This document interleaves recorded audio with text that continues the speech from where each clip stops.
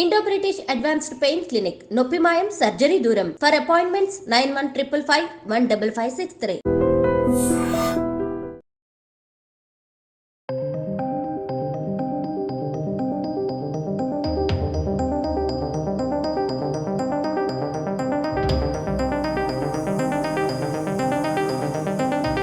అందరికీ నమస్కారం. నేను Swaroopa Potlapalli. Welcome to I dream.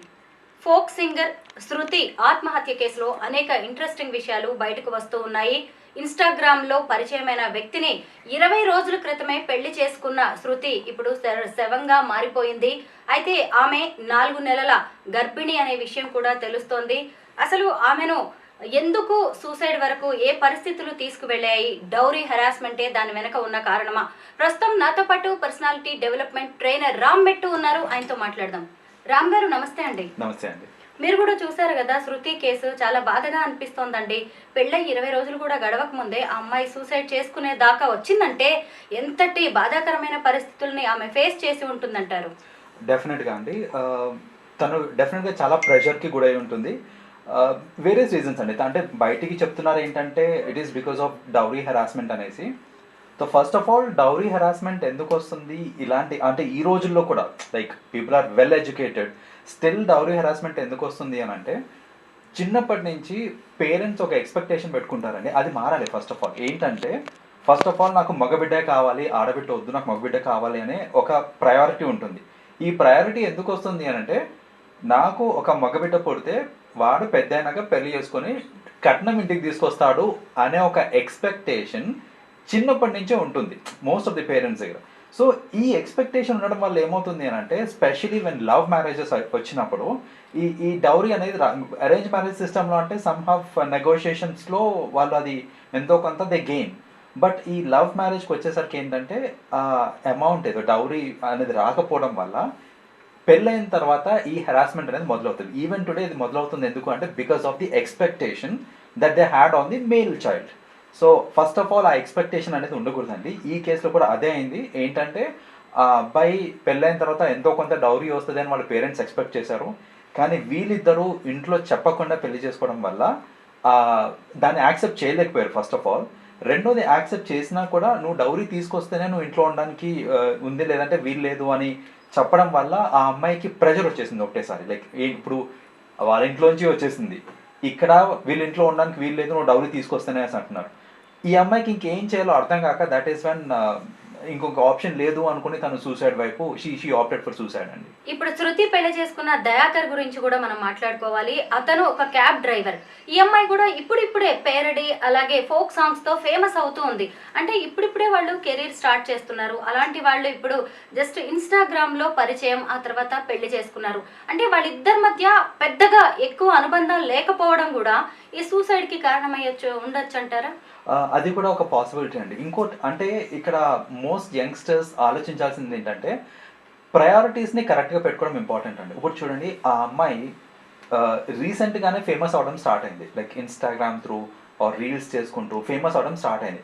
యాక్చువల్గా ఫేమస్ అవడం ఇస్ నాట్ దాట్ ఈజీ. ఎంతోమంది రీల్స్ చేస్తూ ఉంటారు, కొందరే క్లిక్ అవుతూ ఉంటారు. ఫార్చునేట్లీ ఈ అమ్మాయికి టాలెంట్ ఉంది కాబట్టి అప్పుడప్పుడే తను ఫేమ్ అది గెయిన్ చేస్తుంది. దాన్ని కనుక కరెక్ట్గా యూటిలైజ్ చేసుకొని ఆ అమ్మాయి స్ట్రీమ్లైన్ చేసుకొని ఉంటే ఆ అమ్మాయి ఫ్యూచర్లో చాలా పెద్ద స్టార్ అయ్యేది చెప్పాలంటే. కానీ ఇప్పుడు అసలు ఆ అమ్మాయి లేకుండా అయిపోయింది. ఇలా అవ్వడానికి మెయిన్ రీజన్ ఏంటంటే ప్రయారిటీస్ కరెక్ట్గా లేకపోవడం అండి. ఫస్ట్ ఆఫ్ ఆల్ ఒక proper planning, priorities, control of emotions, ఇవన్నీ లేకపోవడం వల్ల మోస్ట్లీ ఇది అవుతుందండి. ఇప్పుడు చూడండి, ఈ అమ్మాయితే కేసు తీసుకుంటే కనుక ఆమె ఓవరాల్గా చూసుకుంటే అన్ని అంశాలు చూసుకుంటే ఫస్ట్ ఆఫ్ ఆల్ ఇన్స్టాగ్రామ్ అనే ఒక సోషల్ మీడియాలో పరిచయమైన వ్యక్తి, అతని గురించి పూర్తి వివరాలు తెలియదు. అతను he's just a cab driver అండి. యాక్చువల్గా చెప్పాలంటే ఇఫ్ కొంచెం టైంకి వదిలేసి ఉంటే ఇంకా బెటర్ పర్సన్ దొరికేవాడేమో, చెప్పలేము. కానీ తను అలా చేయలేదు. ఏంటంటే స్పాంటేనియస్గా ఆ ఎమోషన్స్ని కంట్రోల్ లేకపోవడం వల్ల స్పాంటేనియస్గా నాకు వీడే కావాలి, ఇతనే నా జీవితం అనేసి షీ టుక్ ఎ డెసిషన్ అక్కడ. ఈ అమ్మాయి ఈ స్పాంటేనియస్ డెసిషన్స్ వల్ల ఇంతవరకు వచ్చింది చూడండి. ఫస్ట్ డెసిషన్ ఆ పని లవ్ చేయడం. రెండో డెసిషన్ ఏంటంటే ఇంట్లోని కన్విన్స్ చేసుకొని కొంచెం టైం పట్టినా పర్లేదు, నిదానంగా బోత్ సైడ్స్ కన్విన్స్ చేసుకొని అందరి మధ్య పెళ్లి చేసుకుంటే అది ఒక రెస్పెక్ట్ఫుల్గా ఉండేది, సపోర్ట్ కూడా ఉండేది ఆ అమ్మాయికి. కానీ ఈ అమ్మాయి ఏంటంటే లేదు మనం పారిపోయి పెళ్లి చేసుకుందాం, ఎవరు పట్టించుకోకపోయినా పర్లేదు, పెళ్లి చేసుకుందాం అనేసరికి ఈ అమ్మాయికి ఇప్పుడు సపోర్ట్ కూడా లేకుండా పోయింది. ఇప్పుడు హరాస్మెంట్ అవుతుంది అంటే నేను ఎవరికో చెప్పుకోవాలి, చెప్పుకునే నలుగురు నాతో లేరు ఇప్పుడు. ఎందుకని అంటే నేను పారిపోయి పెళ్లి చేస్తున్నాను. సో ఇది ఇంకొక సెకండ్ థింగ్ తను చేసిన మిస్టేక్. థర్డ్, ఇప్పుడు ఈ అమ్మాయికి పెళ్ళయి 20 days అయిందండి.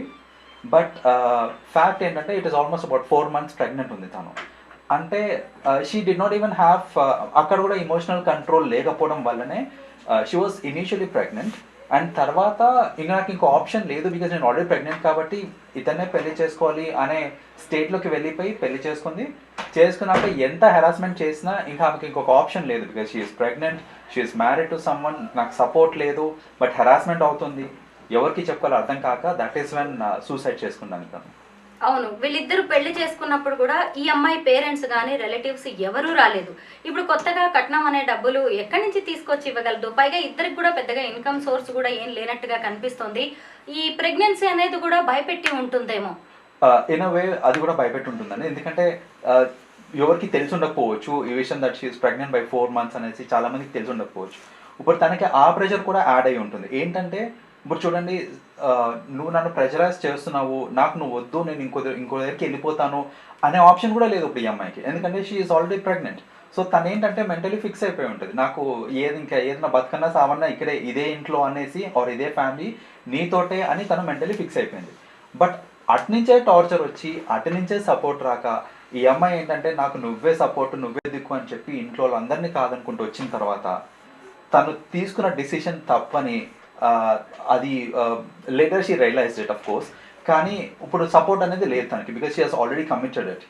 సో నేను ప్రెగ్నెంట్ని, నేను ఎవరికి చెప్పుకోలేను, ఇంకెటు వెళ్ళలేను, వీడిని వదలలేను. సో ఇలాంటి కేసులో ఇంకొక ఆప్షన్ అనేది కనపడక దట్ ఈస్ వెన్ ఈ సూసైడ్ తను చేసుకుందండి. ఇక్కడ అంటే జస్ట్ నాట్ ఈ కేస్ అండి, అదర్వైజ్ కూడా అసలు సూసైడ్స్కి ఎందుకు లీడ్ అవుతుంది ఇదంతా అని అంటే, మన సిస్టంలో, మన ఓవరాల్ కమ్యూనిటీలో చూసుకుంటే కానీ, సొసైటీలో కానీ చూసుకుంటే, మనము పిల్లలకి అన్నీ నేర్పిస్తున్నాం. ఎలా అంటే మంచి చదివిస్తున్నాము, ఎలా చదువుకోవాలి, ఏం చేయాలి, ఫ్యూచర్ ఏంటి, మనీ ఎట్లా చేయాలి, అవన్నీ ఆలోచిస్తున్నారు. కానీ అసలు ప్రెషర్స్ని ఎట్లా హ్యాండిల్ చేయాలి, ఎమోషనల్ కంట్రోల్ ఎలా తీసుకోవాలి, దానికి సంబంధించి అసలు మనం పిల్లలకి చెప్తామా అంటే దాని గురించి అసలు టాపిక్స్ కూడా రావు. దట్ ఈస్ ద రీజన్ ఇప్పటికి మన రీసెంట్గా శ్రీ చైతన్యలో జరిగిన ఇది సూసైడ్ కావచ్చు, ఈ మోస్ట్ యంగ్స్టర్స్ సూసైడ్ చేసుకోవడానికి రీజన్ అదండి. ఏంటంటే వాళ్ళకి ఎట్లా ప్రెషర్ మేనేజ్ చేసుకోవాలో ఎవ్వరు చెప్పకపోవడం వల్ల పేరెంట్స్గా మనం రెస్పాన్సిబిలిటీ తీసుకొని మనం కనుక ప్రాపర్ కౌన్సిలింగ్ చిన్నప్పటి నుంచి ఇస్తే కనుక ఇలాంటివి చాలా వరకు తగ్గించవచ్చు. శృతి సూసైడ్ తర్వాత ఆమెతో పాటు పనిచేసిన కో సింగర్స్ కావచ్చు, తోటి కళాకారులు చాలా బాధపడుతున్నారు. ఎందుకంటే ఎవరు ఎక్స్పెక్ట్ చేయలేదండి, ప్రేమించిన అబ్బాయిని పెళ్లి చేసుకుంది, చాలా హ్యాపీగా ఉంటుంది కదా అని అందరూ అనుకున్నారు. అయితే ఇక్కడ ఇంకొకటి ఏంటంటే, చాలా మంది తమకు ఎంత ఇబ్బంది ఎదురవుతున్నా వేరే వాళ్ళకి చెప్పుకోరు, ఎందుకు వచ్చిందిలే, ఎవరు ఏమనుకుంటారో అని చెప్పి. అది కూడా అసలు ఒక రకంగా వాళ్ళని ఒంటరి వాళ్ళని చేస్తుందేమో. డెఫినెట్గా అండి. ఎందుకంటే మనకి సాడ్ స్టేట్ ఏంటంటే, ఇప్పుడు మనం ఒక విషయం ఎవరితోటైనా షేర్ చేసుకున్నాము అని అంటే వాళ్ళు దాన్ని విని అర్థం చేసుకొని మనకి కౌన్సిలింగ్ ఇవ్వటము ఇవన్నీ కాకుండా జనరల్గా జరిగేది ఏంటిదనంటే, నాకు ఈ ప్రాబ్లం ఉంది అని నేను ఎవరికైనా చెప్పాను అని అంటే, ఓ అవునా అని చెప్పేసి దీన్ని ఇంకో 10 మందికి చెప్తారే కానీ అసలు దాన్ని నేను ఎలా డీల్ చేయాలని నాకు సలహాలు రావటం అనేది జనరల్గా జరగదు. దట్ ఈస్ ద రీజన్ ఏంటంటే, చెప్పుకుంటే నలుగురికి తెలిసిపోతుందేమో, దాంట్లో నాకు కొంచెం డీఫెమేషన్ అవుతుందేమో, సో అందరి ముందు చులకనైపోతానేమో, ఇలాంటి థాట్స్ అన్ని రావటం వల్ల ఈ షేరింగ్ ఆఫ్ ప్రాబ్లమ్స్ అనేది జనరల్గా జరగదు ఈ యూత్లో.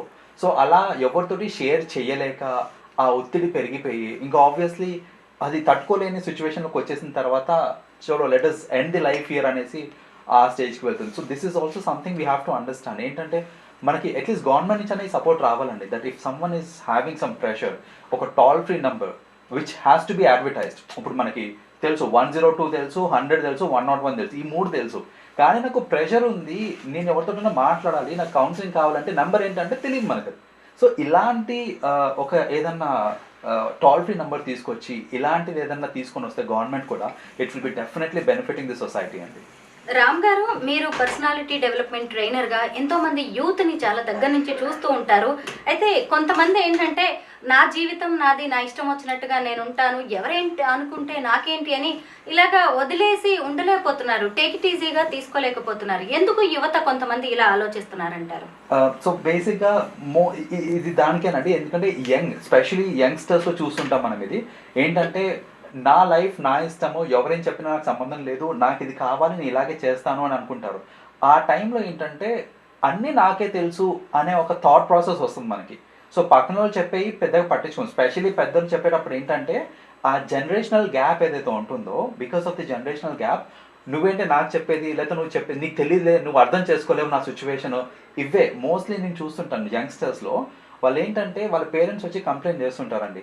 నేను ఏదైనా కౌన్సిల్ చేద్దాము మా అబ్బాయికి అని అంటే మా అబ్బాయి ఒకటే మాట అంటాడు, మా జనరేషన్ ప్రాబ్లమ్స్ మీకు అర్థం కావలేండి అని చెప్పేస్తారు వాళ్ళు. సో అర్థం కావులే అని వాళ్ళు they take it for granted. And వాళ్ళు చెప్పరు కూడా పేరెంట్స్కి, నాకు ఈ ప్రాబ్లం ఉంది అని కమ్యూనికేట్ చేద్దాం అనుకున్నా కూడా ఫస్ట్ ఆఫ్ ఆల్ అది ఎందుకు జరగట్లేదు అని అంటే they have this mental barrier that వాళ్ళు అర్థం చేసుకోరు. చెప్పినా నన్ను తిడతారు, నన్ను రెస్ట్రిక్ట్ చేస్తారు, కానీ నాకు ఒక సొల్యూషన్ ఇస్తారు అనే నమ్మకం లేక మోస్ట్ యూత్కి అదే ఏంటంటే వాళ్ళని పేరెంట్స్ని అడిగితే నాకు ఒక సొల్యూషన్ వస్తుంది అనే నమ్మకం లేదు కాబట్టి వాళ్ళు first of all they don't approach. వాళ్ళు ఏదైనా చెప్పినా వీళ్ళు తీసుకోరు because they think there is a generation gap. నిజంగా శృతి సూసైడ్ లో రామ్ గారు చెప్పిన ఎన్నో విషయాలు కనిపిస్తూ ఉన్నాయి.